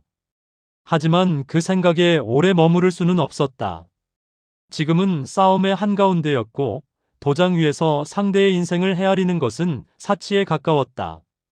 장태호는 마지막 힘을 끌어올렸다. 외공무인의 몸에서 뿜어져 나오는 열기는 진짜 불길처럼 뜨겁고 그 힘은 땅을 울릴 만큼 폭력적이었다. 그는 한 번 더 몸을 낮추었다가 청운을 향해 돌진했다. 세 번째이자 마지막 승부수였다. 이 한 번에 모든 것을 걸겠다는 자세였다. 청운은 그 기세를 정면에서 맞이하지 않았다. 옆으로 한 발, 종남의 보법으로 짧게 미끄러지듯 물러나며 상대의 힘이 흘러 지나가는 길을 만들어 주었다. 동시에 거미 아래에서 위로 부드럽게 그려졌다. 푸른 물이 바위를 타고 올라가는 듯한 궤적. 검끝은 장태호의 옆구리를 스치고 지나갔다. 살이 깊게 베이지는 않았지만 그 일격은 장태호의 중심 줄기를 슬쩍 끊어놓는 회심의 백이었다. 장태호의 몸이 중심을 잃고 비틀어졌다. 발이 엉켜 모래 위를 더듬다가 결국 한쪽 무릎이 바닥에 부딪혔다. 모래가 튀었고 그의 손이 땅을 짚었다. 숨이 거칠게 들이쉬어졌다가 내쉬어졌다. 눈앞이 살짝 흐려졌지만 그는 이를 악물고 고개를 들었다. 청우는 마지막 일격을 준비하지 않았다. 회심의 배기를 날린 뒤 그는 이미 검을 반쯤 거두고 있었다. 장태호가 다시 일어날지 그대로 쓰러질지 지켜보고 있을 뿐이었다. 종남의 검은 상대를 베는 것보다 먼저 자신을 흔들지 않는 데에 그 뿌리를 두고 있었다. 이미 승부는 기세에서 갈린 상태였다. 잠시 후 장태호는 마침내 숨을 크게 내쉬고 어깨에 힘을 풀었다. 더는 안 되겠군. 그의 목소리는 낮고 거칠었지만 묘하게 후련한 기운이 담겨 있었다. 누군가에게 진다는 것은 쓰라린 일이다. 그러나 그 쓰라림 속에서 인정이 함께 묻어나오는 순간 패배는 단순한 패배가 아니라 성장의 마디가 된다. 장태호는 지금 그런 국면을 맞이하고 있었다. 집행관의 목소리가 연무장을 울렸다. 제1시합 종남파 청운의 승리. 관중석에서 술렁임이 일었다. 예선에서 단공석을 베어내며 시선을 모았던 청운은 이제 본선. 첫 시합에서도 외공 계열의 강자를 상대로 절묘한 승리를 거두었다. 그것도 상대를 죽이지 않고 제대로 베지도 않은 채 기세만으로 꺾어버리는 승리였다. 청우는 장태호에게 다가가 손을 내밀었다. 말은 하지 않았다. 손을 내미는 것만으로도 충분했다. 장태호는 잠시 그 손을 바라보더니 짧게 웃음을 흘리며 그 손을 잡고 일어났다. 그는 자신의 어깨에 남아있는 상처를 한번 앞뒤로 움직여보며 그 배기가 단순한 상처가 아니라 길을 바꾸는 검이었다는 것을 깨달았다. 어딘가에서 나고문 문주의 눈빛이 흔들리고 있었다. 제자가 패배하는 순간 그 눈빛 속에 잠깐 복잡한 감정이 흘렀다. 그러나 그는 끝내 자리에서 일어나지 않았다.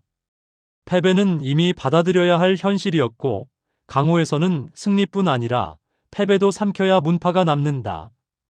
청우는 연무장을 나올 때까지 뒤돌아보지 않았다. 장태호의 시선을 느꼈지만 그 시선에 응답하지 않았다. 승부는 끝났고 각자의 길도 이제 다시 갈라졌기 때문이었다. 다만 그의 가슴 한편에는 장태호가 마지막으로 했던 말 난 너를 원망하지 않는다가 묵직한 돌처럼 가라앉아 있었다. 본선은 계속되었다. 다음 시합, 그 다음 시합. 외국문파들끼리의 난전은 본선의 초반부를 거의 집어삼킬 만큼 치열했다. 어떤 문파는 거대한 도끼를 들고 상대를 몰아붙였고 어떤 문파는 두 주먹과 다리만으로 상대의 검을 부숴버렸다. 외공을 수련하는 문파들의 전투는 하나같이 거칠고 직접적이었다. 피가 튀고 뼈가 부러지는 소리가 모래 위에서 울렸다. 그 장면들을 지켜보던 청우는 검집을 가볍게 쥔 채 조용히 숨을 골랐다. 외공 문파와의 싸움은 종남의 검법에게 가장 불리한 싸움이기도 했다. 그러나 동시에 그들이 가진 순도 높은 힘과 기세는 검로의 깊이를 확인시키는 시금석 같기도 했다. 종남파의 장문인 청상진은 상석에서 그 모습을 묵묵히 바라보고 있었다. 그는 아까 청운이 장태호를 쓰러뜨리는 순간 자신의 가슴 깊은 곳에서 오래전 잊고 있던 기분을 느꼈다. 종남이 강호의 무대에서 조금씩 잊혀져 가던 때 스승의 검을 처음으로 온전히 이어봤던 제자를 바라보던 그날의 감각. 그 감각이 다시금 그의 가슴 속에서 되살아나고 있었다. 외공문파들끼리의 시합이 이어졌다. 혈기가 넘치는 젊은 무인들이 자신의 힘을 증명하기 위해 연무장 위에서 서로의 몸을 부딪혔다. 어떤 시합은 한 번의 일격으로 끝났고 어떤 시합은 끝까지 버티다가 둘 다 피투성이가 된 채로 판정에 의해 승부가 갈렸다. 힘이 전부인 듯 보였지만 그 속에서도 각 문파마다 고유의 수련 방식과 기운이 담겨 있었다. 청운의 차례는 한 번 더 돌아왔다. 이번엔 강령문. 외공 계열 문파 중에서도 유난히 공격성이 강한 문파였다. 그들의 수련 방식은 단순했다.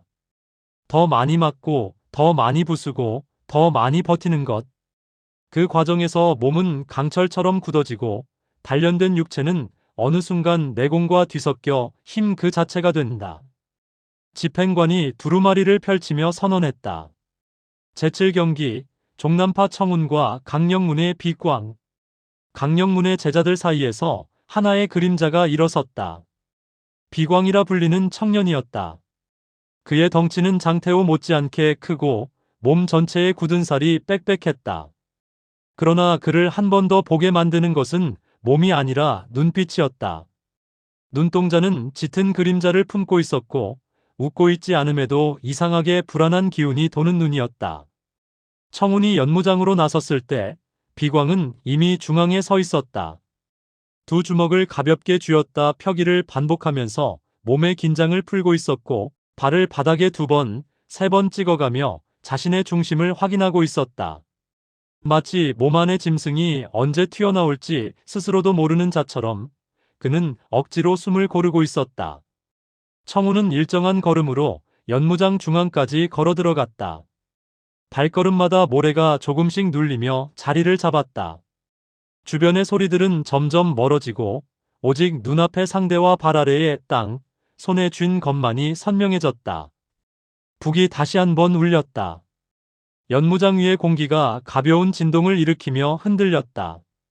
집행관의 목소리가 이어졌다. 제7경기 시작. 비광은 시작 신호와 동시에 몸을 낮추었다. 그의 움직임은 방금 전까지의 거대한 체구에서는 상상하기 힘들 만큼 날카롭고 빠르게 변했다. 짐승처럼 허리를 숙였다가 순간적으로 뛰어올라 전신의 무게를 실은 주먹을 청운의 상체로 내리꽂았다. 청운은 몸을 옆으로 틀며 검을 세웠다.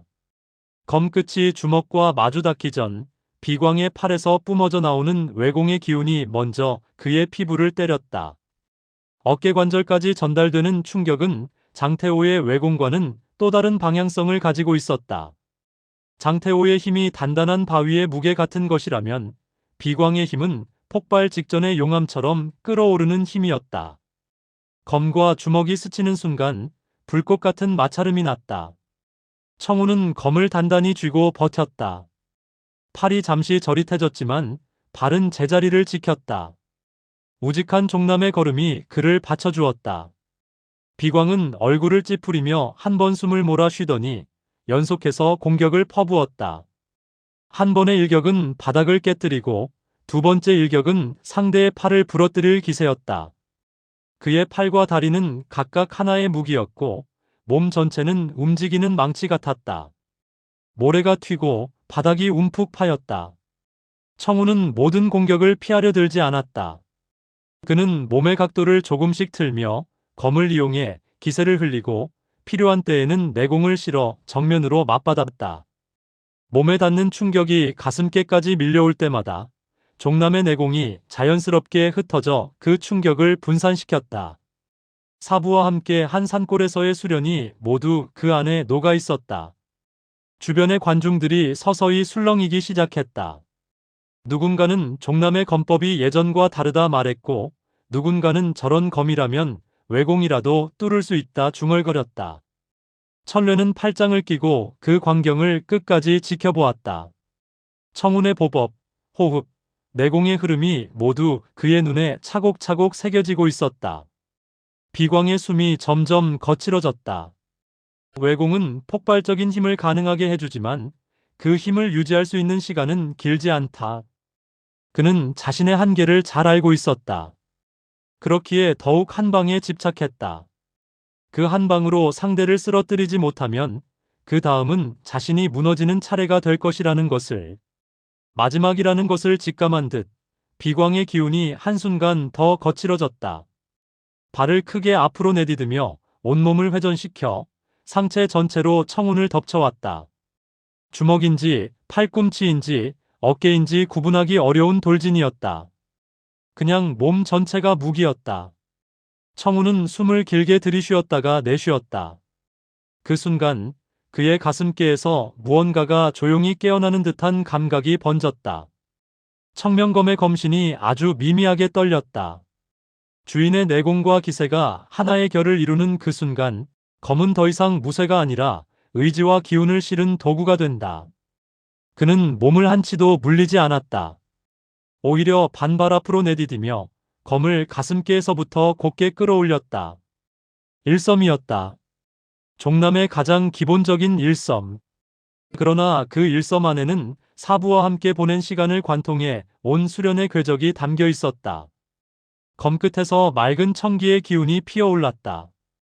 빛을 내는 것은 아니었지만 보는 이들 모두가 알아볼 만큼 선명한 분위기의 변화였다.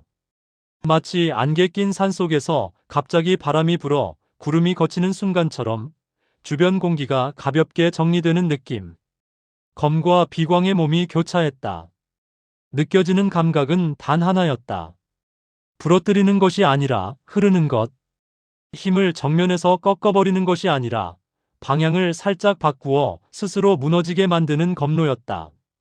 비광의 몸이 앞으로 한 걸음 더 나아가려 했지만 무릎이 버텨주지 못했다. 그의 중심은 이미 검에 의해 살짝 뒤틀려 있었고 그만큼 공격의 궤도가 어긋났다. 다음 순간 그의 몸은 그대로 옆으로 기울어지며 모래 위에 무겁게 쓰러졌다. 연무장 전체가 조용해졌다. 청우는 따라가서 마무리를 짓지 않았다. 검을 그대로 내린 채 한 걸음 뒤로 물러섰다. 숨을 들이쉬고 내쉬는 동작 하나까지 스스로 통제하면서 자신이 방금 어떤 일격을 내보냈는지 가슴속에 새겼다. 집행관이 검끝처럼 또렷한 목소리로 외쳤다. 제7경기 종남파 청운의 승리.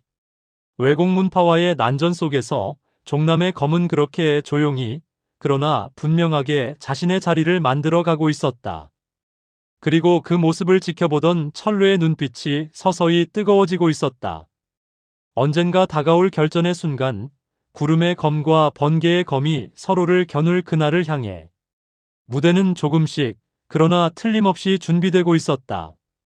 하십 검대회 본선 첫날의 공기는 시간이 흐를수록 점점 더 무거워지고 있었다. 아침의 서늘한 기운은 이미 사라졌고 연무장을 둘러싼 수백 명의 시선과 내공, 숨소리가 열기가 되어 모래 위를 짓누르고 있었다. 모래바닥 곳곳에는 이미 전투의 흔적이 남아 있었다. 깊게 패인 발자국, 내공이 폭발하며 생긴 흠집, 피가 튀었다가 서둘러 덮어 씌워진 자국. 청우는 연무장 한쪽, 본선 진출자들이 대기하는 구역에서 조용히 서 있었다. 방금 전 강령문의 비광과 결혼 시합이 끝난 뒤 그의 호흡은 이미 안정되어 있었다. 팔과 어깨에 남아있던 외공의 충격도 내공 흐름을 조절하면서 서서히 가라앉히고 있었다. 그가 시선을 돌리자 연무장 가운데 자리를 정리하던 집행관들이 눈에 들어왔다. 모래를 갈고 부서진 돌을 치우고 피가 묻은 흔적을 덮었다. 마치 다음 시합을 위해 무대의 막을 다시 올리는 것처럼 전장의 상처를 덮어 가리고 있었다. 그러나 오늘 이 자리에서 벌어진 일들을 진짜로 지워버릴 수 있는 사람은 아무도 없었다. 검을 쥔 자들은 누구나 알고 있었다. 한번 맞부딪힌 검과 검, 기세와 기세는 평생 몸에 남는다는 것을. 청운의 시야 저편 관중석의 분위기가 서서히 달라지고 있었다. 단순한 기대가 아니라 또 다른 종류의 긴장감이 감돌기 시작했다. 누군가가 속삭이는 목소리가 귀에 스쳤다. 이제 곧 나온다지. 그래, 청성파의 그 아이. 천뢰. 예선 때도 그 아이의 시합은 구경꾼들이 몰려서 발 붙일 틈도 없었다더군. 번개의 검을 쓴다지. 허풍이겠거니 했는데 본 사람들은 하나같이 입을 모으더라고. 진짜로 보이지 않는다고. 청우는 고개를 조금 들었다. 그 이름을 모를 수 없었다. 천뢰. 청성파의 재능이라 불리는 청년. 예선에서 보여준 그의 움직임은 번개처럼 빠르게 시야를 스쳐 지나갔고 검이 그리는 궤적은 마치 하늘에서 떨어지는 섬광처럼 짧고 날카로웠다. 청운이 단공석을 베어냈을 때 제일 먼저 그의 기세를 읽고 눈을 좁혀본 자도 천뢰였다. 청운은 자신도 모르게 검집 위에 손을 올렸다. 사부가 살아있었다면 뭐라고 했을까? 종남과 청성이 두 도가의 검이 한 무대에 서는 날이 올 것이라 예상했을까? 연무장 중앙으로 집행관이 한 사람 걸어 나왔다. 그는 두루마리를 펼쳐들고 천천히 목소리를 높였다. 다음 시합을 알리겠다. 본선 제8경. 청성파 제자 천뢰. 그리고 설안문 제자 설안. 관중석에서 작은 웅성거림이 터져 나왔다. 설안문. 중원 북부의 험준한 산간지대에서 기원을 올리며 자라난 문파.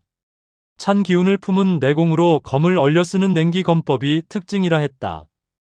외형은 크지 않은 중소문파에 불과하지만 냉기 내공을 끝까지 밀어붙인 고수들은 적지 않았다. 특히 이번에 출전한 제자 설안은 설안문 문주의 손자이자 빈결검법의 재능을 이어받은 무인이라 알려져 있었다. 청성파와 설안문이군. 번개의 검과 서리의 검이라니. 오늘 최고의 구경거리가 되겠구만. 천뢰가 아무리 재능이라도 냉기 내공에 몸이 올가매이면 속도만으로는 버티기 힘들지 않을까. 수많은 말들이 흩어져 날아다녔다. 청우는 그 말들을 굳이 걸러들으려 하지 않았다. 그는 오늘 그냥 강호의 무인으로서 또 한 사람의 무인을 지켜보고 싶었다. 그리고 동시에 자신과 같은 시대를 걷고 있는 라이벌이 어디까지 도달하고 있는지 확인하고 싶었다. 천뢰는 다른 이들처럼 소란스럽게 등장하지 않았다. 청운이 시선을 돌렸을 때 그는 이미 연무장 입구에 서 있었다. 푸른 빛이 도는 청성파 도복, 허리에는 수수한 검 한 자루가 매여 있었다. 몸을 흔드는 장식이나 나부끼는 긴 천은 없었다. 그러나 그가 한 걸음, 또 한 걸음을 내디딜 때마다 연무장 안의 공기가 아주 조금씩 달라지는 것이 느껴졌다. 발이 모래 위에 닿는 순간 모래는 깊게 파이지 않았다. 공기를 밟고 내려오는 듯 무게감이 거의 느껴지지 않는 걸음이었다.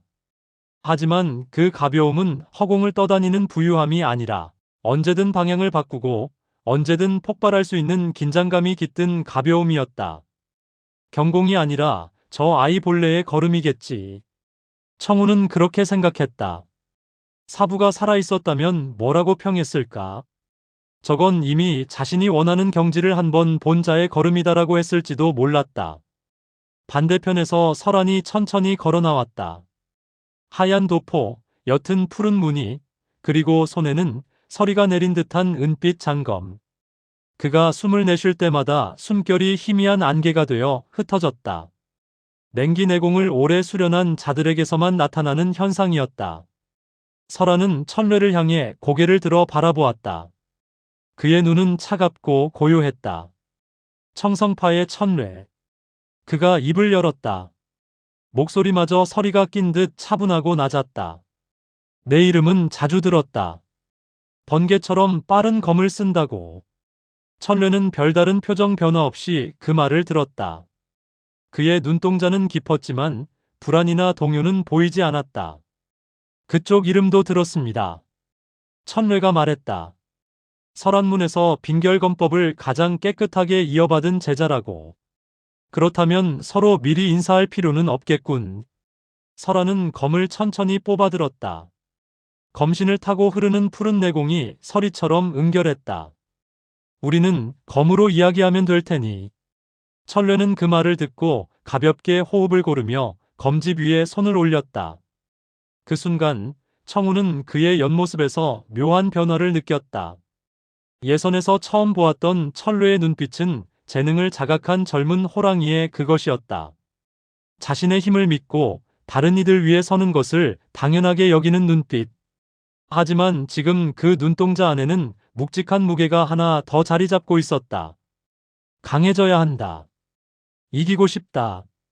그 단순한 욕망 뒤에 감춰진 설명하기 어려운 절박함. 천례는 지난 이틀 동안 잠을 거의 자지 않았다. 예선이 끝난 밤, 그는 청운의 시합을 떠올리며 검을 뽑았고 오두막이 아닌 객잔의 좁은 방에서 수백 번, 수천 번 발을 옮기고 검을 휘둘렀다. 단공석을 베어내는 그 단순하고 우직한 일섬. 외공문파의 질풍 같은 공격을 정면에서 받아내며도 검로를 잃지 않는 자세. 청운의 검은 화려하지 않았지만 그 안에는 종남의 내공신법과 도가의 길이 묵직하게 스며 있었다. 천례는 자신이 가진 것과 청운이 가진 것을 비교했다. 속도, 재능, 호흡, 시선. 재능만 놓고 본다면 자신이 뒤처지고 있다고 생각하지 않았다. 오히려 완전히 펼쳐지기만 한다면 지금보다 훨씬 더 먼 곳까지 나아갈 수 있다고 믿고 있었다. 하지만 청운의 검에는 자신에게 없는 것이 한 가지 있었다. 10년 동안 한 사람의 가르침을 따라 묵묵히 걸어온 시간. 스스로의 재능을 의심하는 순간마저 끌어안고 하루하루를 쌓아 올린 무게. 그 무게를 이틀 만에 따라잡을 수는 없다.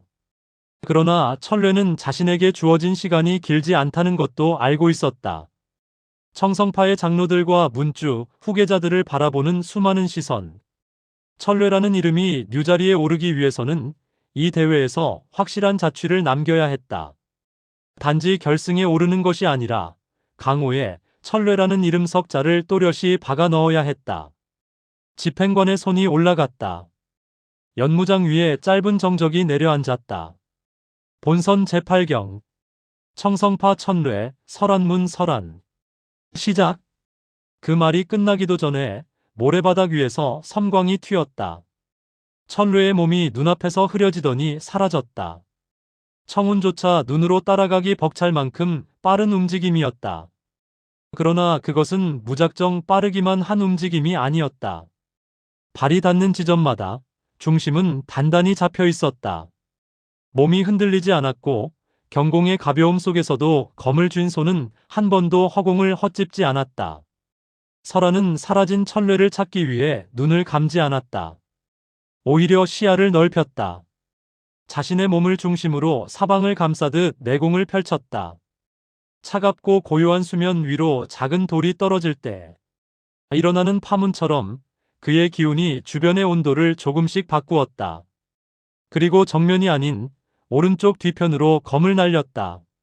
설이 낀 검날이 허공을 가르며 횡으로 그어졌다. 그 궤적은 정확했다. 천뢰가 몸을 숨긴 방향을 향하는 일섬이었다. 찰나. 금속이 스치는 소리가 번졌다. 천뢰는 설안의 검을 겨우 반걸음 거리에서 비껴 지나가게 만들었다. 검과 검이 정면으로 부딪히진 않았지만 설이 내공과 번개의 기운이 서로 스치며 얇은 균열을 일으켰다. 공기마저 뻑뻑해지는 느낌이 들었다. 보인다. 천뢰는 짧게 그렇게 생각했다. 예선에서 그는 단순히 빠르게 움직이는 것만으로 상대를 제압했다. 상대가 반응하기 전에 먼저 베고 상대의 검이 닿기 전에 이미 옆이나 뒤로 빠져나가는 시기였다. 그때의 싸움은 자신의 재능을 시험하는 장이었고 그 재능은 곧잘 통했다. 하지만 본선은 달랐다. 강자들은 속도를 보지 않는다. 속도에 실린 기운과 의도, 내공의 방향을 본다. 설아는 정확히 그 수준에 있는 무인이었다. 그는 천뢰의 속도에 휘둘리지 않고 자신이 가까운 냉기 내공을 이용해 천뢰의 움직임이 스쳐 지나가는 자리마다 온도를 낮추었다. 보이지 않는 얼음 장막이 연무장 여기저기에 만들어지고 있었다. 천뢰는 그 얼음 장막을 몸으로 느꼈다. 한 번, 두 번. 달려드는 경로를 바꾸면서 공기의 무게가 변하는 지점을 감지했다. 빠르기만 하다면 이미 얼어붙은 공기에 발이 묶였을 것이다. 하지만 그는 속도를 줄이지 않았다. 오히려 더 올렸다. 시야가 길게 늘어졌다. 설안의 몸이 한순간 가느다란 선처럼 보였다. 서리검이 그리는 궤도, 발의 움직임, 숨의 길이까지 모두 이어진 하나의 선. 천뢰는 그 선을 따라 스스로의 길을 만들었다. 한 번 앞으로, 두 번 옆으로, 세 번째에 다시 정면으로. 그의 몸은 마치 번개가 하늘을 태워가며 내려오는 모양처럼 꺾이고 비틀리고 곧게 뻗었다. 설아는 얼음 내공에 자신의 모든 힘을 실었다. 천뢰의 속도가 빠른 만큼 자신은 멈춰있는 산이 되어야 했다. 움직이지 않는 축을 만들고 그 축을 중심으로 검을 휘둘렀다. 냉기의 기운이 점점 더 짙어졌다. 연무장 바닥의 모래가 서서히 얼어붙으며 먼지가 아닌 흰 서리가 피어오르기 시작했다. 청우는 무의식적으로 숨을 들이마셨다. 숨을 들이마신 것뿐인데도 폐에 차가움이 스며드는 느낌이 들었다. 설안문 냉기 검법의 위력. 중소문파라 해도 시대를 거듭하며 쌓인 수련의 깊이는 무시할 수 없었다. 그러나 천뢰의 움직임은 멈추지 않았다. 오히려 그 차가움 속에서 더 날카로워지고 있었다. 속도는 이미 한계에 다다른 것 같았지만 그는 자신의 재능을 믿었다. 빠르게 움직이는 것만으로는 충분하지 않다는 걸 알고 있었다.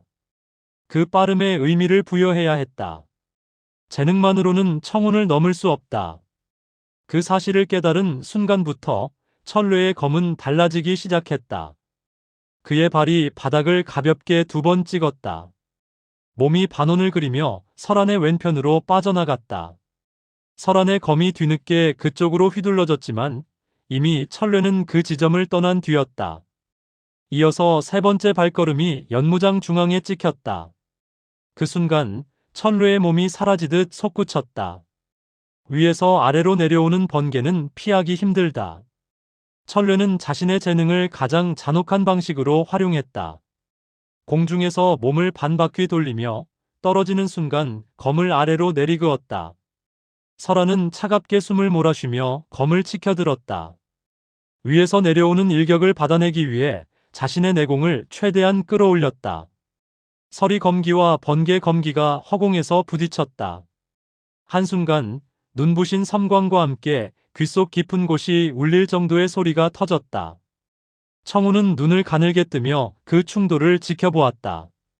철뢰의 몸이 밀려나는 것이 보였고 동시에 설안의 발이 반걸음 뒤로 밀렸다. 겉으로 보기엔 비슷하게 보이는 충돌. 그러나 철뢰는 그 과정에서 자신이 무엇을 얻었는지 알고 있었다. 몸이 뒤로 튕겨나가며 모래 위를 미끄러질 때 철뢰는 자신의 손끝을 느꼈다. 검을 쥔 손이 이전보다 더 가볍게 움직이고 있었다. 빠름이 아니라 정확함. 그 둘이 하나로 결합하는 순간이었다. 그는 숨을 천천히 들이마셨다.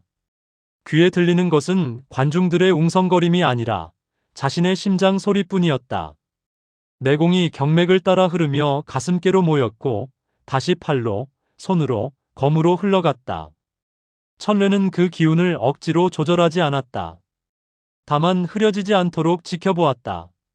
청운이 종남의 내공심법을 통해 내공의 흐름을 다지는 것과 달리 철뢰는 자신의 재능이 흘러가는 방향을 감각으로 따라가는 쪽에 가까웠다. 설안이 다시 검을 들었다. 얼어붙어 있던 그의 숨결이 한순간 뜨거워지는 듯 했다. 냉기 내공이 절정에 이르면 오히려 그 중심은 뜨거워지는 법이다. 그는 마지막 승부를 준비하고 있었다. 천뢰 역시 발을 모았다. 이제 더는 돌아다니지 않았다. 연무장 중앙 딱 한 지점에 발을 받고 몸을 낮추었다. 지금까지의 싸움으로 충분했다. 상대의 검노, 내공의 깊이, 냉기의 흐름을 모두 느꼈다. 이제 자신의 검으로 답할 차례였다. 설안이 먼저 움직였다. 그의 검이 수평으로 날아와 철뢰의 목줄기를 겨냥했다. 동시에 냉기 내공이 폭발하며 주변 공기가 묵직하게 가라앉았다. 피하지 못하면 그 자리에서 몸이 얼어붙을 테다. 철뢰는 피하지 않았다. 대신 검을 곧게 들어 올렸다. 공기 사이사이를 파고드는 느낌. 검이 아니라 의지가 앞으로 뻗어나가는 감각이었다. 청우는 그 장면을 지켜보며 어쩐지 익숙한 무언가를 느꼈다. 사부의 마지막 밤, 오두막 마당에서 자신에게 보여주던 검. 이름도 모르는 채 몸에 새겨졌던 종남의 검로. 그때 사부가 마지막으로 보여준 일섬에도 이런 느낌이 있었다. 천뢰의 검끝에서 기세가 터져나왔다. 번개가 하늘을 찢는 소리가 들리는 듯했다. 실제 천둥 소리는 아니었지만 강호의 무인들 대부분이 순간적으로 등줄기를 타고 전율이 흐르는 것을 느꼈다. 검과 검이 정면으로 부딪혔다. 이번에는 한쪽이 물러나지 않았다. 내공이 격돌하는 순간 철뢰의 시야에서는 모든 것이 느려졌다. 설안의 검이 밀려 들어오는 방향, 냉기의 흐름, 자신의 발 아래 모래의 촉감까지 모두 선명했다. 그리고 그 느려진 세계의 한가운데서 철뢰는 자신의 재능이 또 한 번 폭발하는 것을 느꼈다. 속도가 더 빨라졌다는 의미가 아니었다.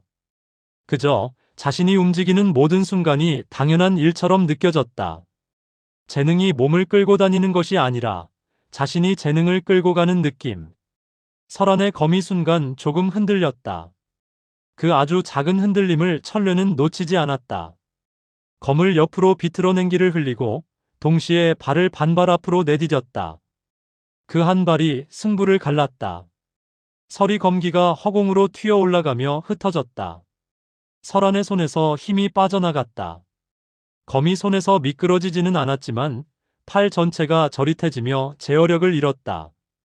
철뢰의 검끝이 설안의 목 옆, 어깨와 목덜미가 만나는 지점에 멈추었다. 살은 배지 않았다. 그러나 검끝이 닿은 자리에는 미세한 상처가 하나 생겼다. 점 하나. 가느다란 혈자 하나가 열린 수준의 상처. 하지만 강호의 무인이라면 누구나 알 수 있었다. 지금 이 자리를 조금만 비껴 들어갔다면 설안의 숨통은 이미 끊어졌을 것이다. 설안이 숨을 내쉬었다. 차가운 숨이 아니라 처음으로 뜨거운 숨이었다. 그는 검을 내려놓고 한 걸음 물러섰다. 졌다. 그가 말했다. 목소리는 여전히 차분했지만 그 안에는 분명한 인정이 담겨 있었다. 내 번개는 단지 빠르기만 한 것이 아니었군. 천뢰는 검을 천천히 거두었다. 검집으로 들어가는 소리가 연무장 안에 또렷하게 울렸다. 그는 고개를 깊이 숙이지도 않았고 승리를 과시하지도 않았다. 다만 짧게 고개를 끄덕였다. 좋은 겨루기였습니다. 집행관이 손을 들었다. 본선 제8경 청성파 천뢰의 승리. 함성이 터져나왔다. 관중석 곳곳에서 터져나오는 환호와 탄식이 뒤섞이며 하나의 물결이 되어 연무장을 가득 채웠다. 청우는 그 물결 속에서 조용히 천뢰를 바라보았다. 방금 전까지와는 다른 사람처럼 보였다. 재능 있는 천재가 아니라 지금 이곳에서 막 한 단계 더 올라선 무인. 그 변화는 눈으로 보이지 않아도 무인의 감각으로 느껴졌다. 천뢰가 연무장 밖으로 걸어나오다 잠시 멈추었다. 그의 시선이 대기구역 쪽으로 돌아왔다. 청운과 눈이 마주쳤다. 말은 없었다. 하지만 눈빛이 말했다. 곧 너와 나의 차례가 온다. 이 무대에서 서로의 검으로 이야기해야 할 때가 온다. 청우는 그 시선을 피하지 않았다. 마치 사부 앞에 섰을 때처럼 곧은 자세로 조용히 시선을 받아들였다. 자신의 검도 아직 끝까지 뽑힌 것이 아니다. 종남의 이름, 사부의 이름 없는 무인의 삶, 청명검에 새겨진 청기의 기운. 그 모든 것을 안고 그는 언젠가 천뢰 앞에 설 것이다. 연무장 위에서는 이미 다음 시합을 준비하는 움직임이 시작되고 있었다. 그러나 오늘의 이 한 장면, 천뢰의 폭발적인 성장과 그 성장의 순간을 지켜보고 있는 청운의 눈빛은 이 대회가 단지 981방의 한 자리를 두고 겨루는 싸움이 아니라 무림의 다음 시대를 이끌어갈 두 검의 이야기임을 조용히 증명하고 있었다. 어리는 했지만 청운은 기묘한 파동을 느꼈다. 청명검이 깨어나는 소리, 그리고 천뢰의 날카로운 도전의 기운. 본선은 끝나지 않았다. 오히려 이제부터 시작이었다. 둘의 싸움은 어디로 흘러갈까? 오늘의 이야기는 여기까지입니다. 들어주셔서 감사합니다. 강호의 길은 끝나지 않습니다. 다음 이야기에서 다시 만나려면 구독과 좋아요, 알림 설정까지 부탁드립니다. 여러분의 참여가 곧 이 무협 세계를 더욱 빛나게 합니다. 구독으로 다음화 종남 청객전 청운의 길 제8부 진정한 강자들의 무대를 먼저 만나보세요. 감사합니다.